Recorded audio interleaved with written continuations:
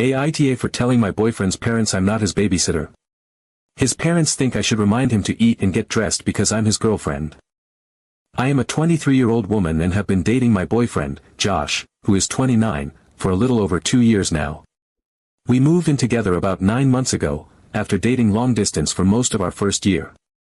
It was a big step, but it felt right. We are both pretty independent people, have stable careers, and we genuinely enjoy building our life together. I work in tech and make around $110,000 a year, and Josh, who works in marketing, brings in about $70,000. Financially, we are comfortable, we split expenses proportionally to our incomes, and overall, things have been good. At least, they were good, until Josh's parents started getting involved. And when I say involved, I mean they seem to think that because Josh and I now share a home, it is somehow my job to manage his life for him. It started subtly enough. A few months ago, his mom called me while Josh was out grabbing groceries. It was casual at first. She said something like, "Oh, while you are together tonight, could you remind Josh to call the dentist about that cracked tooth?" I thought it was a little odd she was telling me, instead of him directly, but I brushed it off. Everyone forgets things sometimes, and maybe she just wanted to make sure he did not forget. Then it kept happening. The next week, she sent me a long text listing out things Josh needed to do. Remind Josh to update his passport, it expires soon, followed by, also, make sure he gets the better cat food, we do not like the brand he has been buying from Mr. Whiskers. Mr. Whiskers is Josh's cat, by the way, a giant Maine Coon who is about 10 times more spoiled than any human child I have ever met. Again, I brushed it off, though it was starting to feel strange. Josh is nearly 30 years old. He is not some clueless teenager. He has held down a full-time job, paid his rent, and kept himself alive for nearly a decade without needing someone to micromanage him. Why was I now being cast in the role of his personal secretary? The tipping point, though, came about a month ago. Josh's dad called me directly. Not Josh, me. He wanted to talk about Josh's career. Apparently, they had been discussing it as a family, and his parents had decided Josh was wasting his potential in marketing. His dad said, "You should encourage Josh to switch into a more lucrative field. Maybe finance or tech.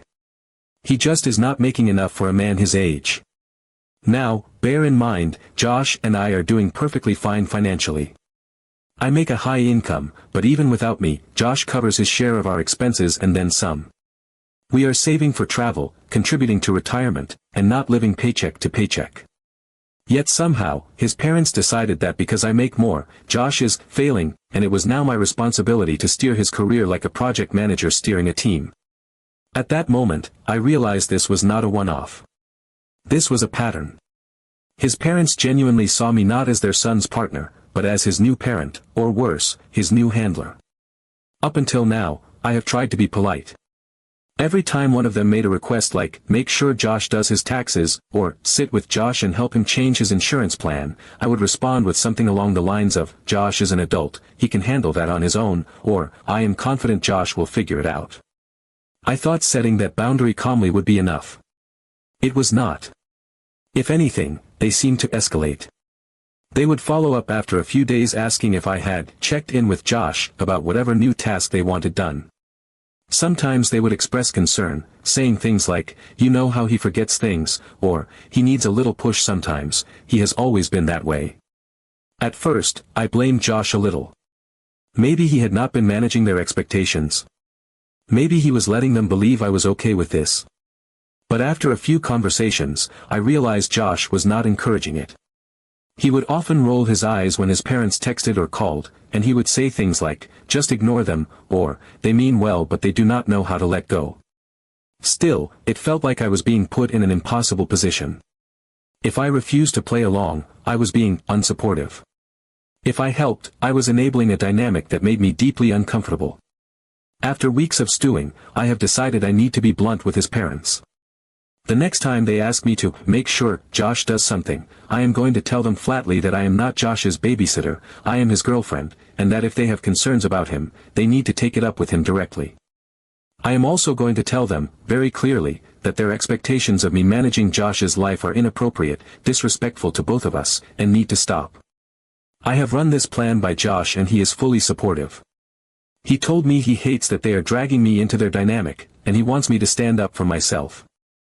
Still, part of me wonders if I am being too harsh. These are people who might someday be my in-laws. I don't want to make checklists for my partner like I'm some unpaid administrative assistant. So, am I the asshole for planning to tell Josh's parents, in no uncertain terms, that I am not responsible for managing their adult son's life? Should I be handling this differently? Update 1. So, I had the conversation with Josh's parents the very next time they tried it. His mom texted me in her usual cheery, oblivious way, saying, "Could you make sure Josh packs warm clothes for the trip next weekend? He forgets sometimes." I did not even hesitate. I immediately called her. I knew if I let this slide again, it would just keep building, layer upon layer, until I was drowning under the weight of responsibilities that were never mine to carry. When she picked up, I stayed calm, but I made sure my voice was steady and firm. I told her, I am not responsible for managing Josh's life. If you have concerns, you should talk to him directly. I am his partner, not his babysitter. There was a stunned silence on the other end of the line. I could almost hear her brain scrambling to process the fact that someone was daring to push back against her carefully curated narrative. Then, after a beat, she responded in this shocked, almost wounded tone, saying, "But that's what girlfriends do. You're supposed to take care of him." It was not just surprise in her voice, it was genuine offense, like I had personally insulted her values. I held firm. I explained that taking care of someone emotionally and supporting them is a beautiful part of a relationship, but it is entirely different from acting like their parent or manager. I told her that I love Josh precisely because he is a responsible, capable adult, not because he needs to be handled like a wayward child.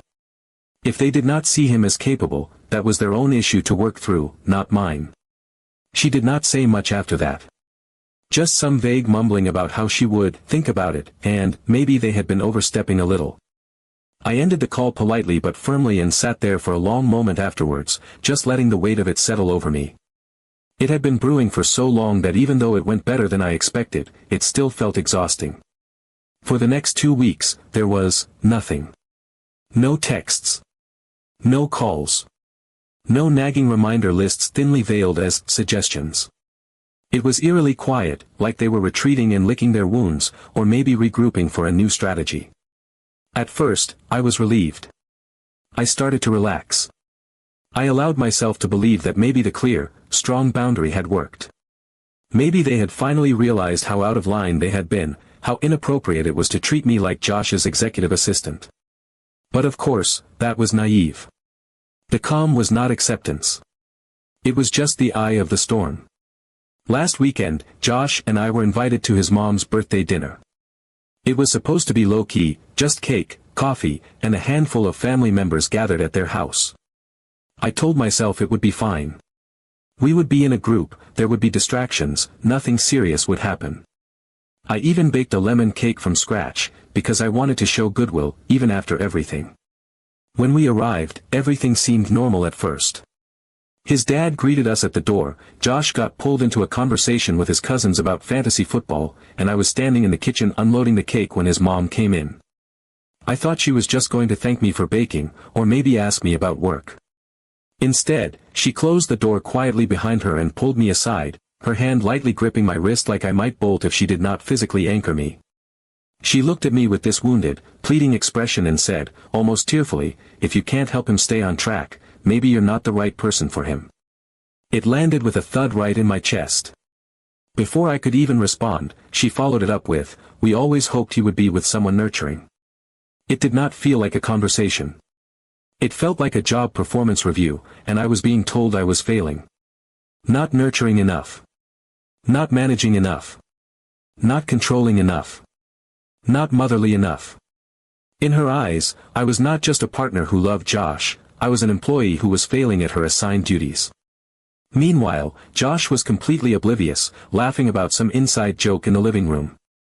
I stood there, stunned, caught between wanting to scream and wanting to cry, neither of which I was going to give her the satisfaction of seeing. I did not cause a scene. I did not snap or yell.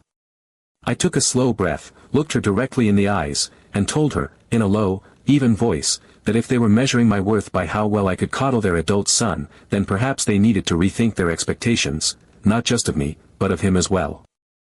I did not wait for a response. I smiled, the kind of brittle, formal smile you reserve for strangers you do not trust, and walked back into the living room like nothing had happened. I complimented the decorations, chatted with his aunts, and ate the slice of cake I had made with hands that barely trembled. Later that night, when we got home, I told Josh everything. Every word, every look, every implication. He was horrified. He immediately apologized and said he would talk to them himself.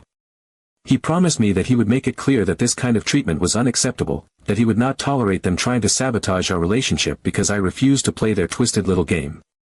I appreciated it. I truly did. But deep down, I knew one conversation would not unravel decades of them seeing Josh as their helpless little boy and viewing any woman in his life as an auxiliary parent they could outsource the emotional labor to. I knew better than to believe that people who saw love as micromanagement could be changed overnight. This was not going to be a one-time boundary setting. This was not going to be a simple fix. This was going to be a long, slow, painful struggle, one where I would have to continually reinforce that I was Josh's partner, not his keeper, and that if they could not accept that, then their access to us would be limited. I needed to be ready for this to be a long-term fight for respect. Update 2. About 2 weeks after that birthday dinner, the test started.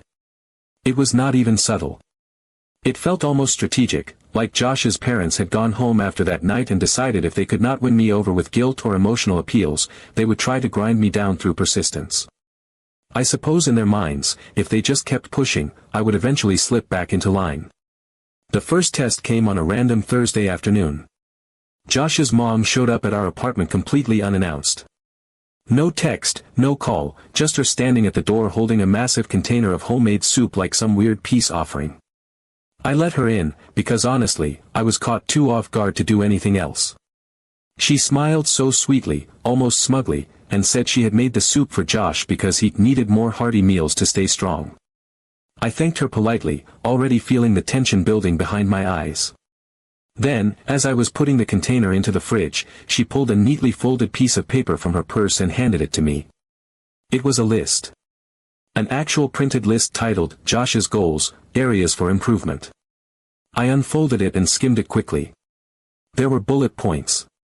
Dentist appointment. Renew driver's license. Sign up at a new gym, because the real man stays fit and strong. She had even included suggestions for weekend volunteering opportunities so Josh could build his character. I almost laughed out loud. It was so ridiculous it crossed into parody. But instead of getting angry, I decided to meet absurdity with clarity. I walked into the living room, where Josh was playing with Mr. Whiskers, and handed him the list with a cheerful smile. I said brightly, "Here you go, babe. Your mom dropped off your to-do list." Josh blinked in confusion, glanced at the paper, and without missing a beat said, "Thanks, Mom, but I have it covered." He tossed the paper onto the coffee table like it was a piece of junk mail. His mom's face twisted slightly, like she had just bitten into something sour, but she did not say anything else. She left shortly after, hugging Josh and giving me a look that could have stripped paint off the walls. I thought, for a moment, that was the end of it. But no. That was just the opening move. A few days later, while I was at work, I got a Facebook message. Not even a normal text or email, an entire message on Facebook like it was 2009. It was long. Multiple paragraphs. She had laid out a full action plan for how I could support Josh's growth. There were suggestions for weekend schedules to keep him productive, meal plans to help him stay healthy and focused, even ideas for little notes of encouragement I could leave around the apartment. She ended it with a line that made me want to scream, "A good woman builds her man." I sat there at my desk just staring at the screen, feeling that old familiar mix of rage and disbelief bubble up. This was no longer just about Josh forgetting a dentist appointment or needing to renew his passport. This was about control. His mother did not just want Josh to live a certain way, she wanted me to become the enforcer. She wanted to deputize me into her mission to mold Josh into the man she had decided he should be. I did not respond. I did not even dignify it with a reaction. I blocked her on Facebook without a second thought. Then I texted Josh a screenshot of the message, just so he would know exactly what was happening. He called me immediately and asked if I was okay. I told him I was more annoyed than anything else. He said he fully supported me, that I had every right to block her, and that he was going to deal with it. And deal with it he did. Josh sent his mom a very short, very direct text. He told her that if she had concerns about him, she needed to bring them up with him directly, not with me. He told her that he was a grown man, perfectly capable of managing his own life, and that he did not need or want anyone, including me, micromanaging him. He said that if the boundary was not respected, there would be consequences. The fallout was immediate. That evening, his parents called him, both of them on speakerphone. Josh put it on speaker so I could hear everything from the couch. His mom was crying. His dad was yelling. They accused me of driving a wedge between Josh and the family. They said I was poisoning him against them, that I was manipulative, that I was selfish. His mom actually said, in a choked, trembling voice, that if I could not step up and be the woman Josh needs, maybe someone else would someday. It took everything in me not to burst out laughing at the sheer audacity of it. Josh was calm but firm. He told them that no one was driving any wedges except them. He told them that disrespecting his relationship was disrespecting him. He said that if they could not accept and respect the boundaries we had set, they would be the ones losing contact with him, not the other way around. There was a long, aching silence on the line after that. I could almost feel them grappling with the reality that for the first time in Josh's life, he was standing up to them, and not just standing up, but standing firm, refusing to be pulled back into their orbit of control and guilt and manipulation. And for the first time, they seemed genuinely scared. Update 3. It has been about 3 weeks now, and things are calm. Quiet, peaceful. Almost unnervingly so, considering the whirlwind that had dominated our lives just a month earlier. But after that last explosive confrontation, Josh made good on his promise. He set hard, immovable boundaries with his parents. No more polite suggestions. No more soft declines. He was clear, they were welcome to be part of our lives, but only if they treated me with respect and stopped trying to control either of us. If they crossed that line again, access to our life would end. The aftermath was tense. For a few weeks, there was only the bare minimum of contact, a couple of short texts about logistical things like a package delivery or a holiday reminder, but no real conversations. It felt heavy, like everyone was walking on a cracked sheet of ice, unsure where the breaking point might be. I tried to stay neutral during that time, focusing on my work, my hobbies, my life with Josh. I told myself that whatever happened next, I had made my peace. If his parents could not accept the new dynamic, then that was their loss. And then, surprisingly, they reached out. It was not dramatic. No grand gestures, no over-the-top shows of repentance. Josh's mom sent a text first, saying they wanted to meet up for coffee, just to talk. Josh asked me how I felt about it, and I told him it was his call. If he wanted to give them the space to apologize, I would back him up. So we met at a little cafe downtown on a rainy Saturday morning, the kind of day where the air smells like wet concrete and everything feels slightly muted. They were already there when we arrived, sitting stiffly at a corner table. I could tell from the way his mom's hands fidgeted with her coffee cup that she was nervous. And then, in a way I genuinely did not expect, they apologized. Not the weak, half-hearted apologies that leave you feeling even more bitter than before. Real ones. Josh's mom admitted outright that she had struggled with letting go of the idea of Josh as her little boy, the one she needed to manage and guide and control. She said she never intended to disrespect me, but she understood now that her actions had done exactly that. She said she saw how happy Josh was with me, how stable and content he had become, and she realized that her vision of helping was not only unnecessary but deeply damaging. Josh's dad was quieter, as always. He is not a man of many words. But he nodded firmly throughout her speech, and at the end, he said he was sorry too, in his gruff, blunt way. For him, that was huge. It was not flowery or emotional, but it was sincere. They promised to work on it, not just with words, but with actions. And, unbelievably, they have. In the weeks since that conversation, there have been no more lists dropped off at the door. No passive-aggressive texts. No Facebook essays about how to build a man. When they want to tell Josh something, they tell Josh. When they invite us somewhere, it is as a unit, not through me like a middleman. They respect my time, my role, my autonomy. Thanksgiving was the real test. They invited us over, and I was half expecting the old patterns to creep back. But from the moment we walked in, it was different. His mom greeted me with a genuine smile, not the strained politeness I had gotten used to. His dad clapped Josh on the back and handed me a beer without any snide comments about whether I was taking good care of his son. The evening was easy. There were no awkward moments where someone asked me if Josh had remembered to do his taxes, or if I had checked that he was eating enough vegetables. We were treated as equals, two adults building a life together, not a wayward man and his long-suffering babysitter.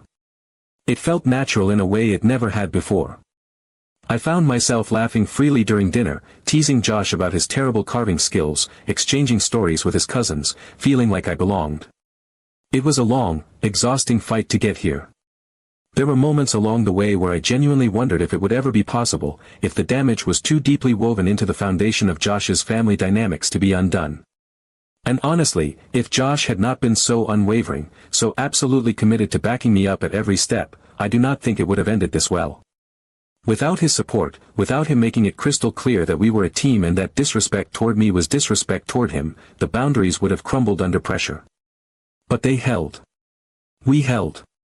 And in the end, something even more surprising happened. Josh's parents grew too. Slowly, awkwardly, imperfectly, but genuinely. They let go. Not completely, not all at once. But enough. Enough to give us room to breathe. Enough to give us the space to build a life together that is ours alone, not an extension of their dreams or fears. The biggest lesson I took from all of this is that boundaries work, but only if you are willing to enforce them, even when it gets ugly, even when it costs you temporary peace, even when it feels easier to just give in. You have to be willing to hold the line, even if your voice shakes, even if your hands tremble. And sometimes, when you do, you find out that the people you love are capable of growing too, but only because you finally stopped enabling their bad behavior, and demanded better. Looking back now, I am proud of how we handled it. I am proud that I stood up for myself, and even prouder that Josh stood beside me, never once wavering. And more than anything, I am proud that we are building our future together, on our own terms, just the two of us.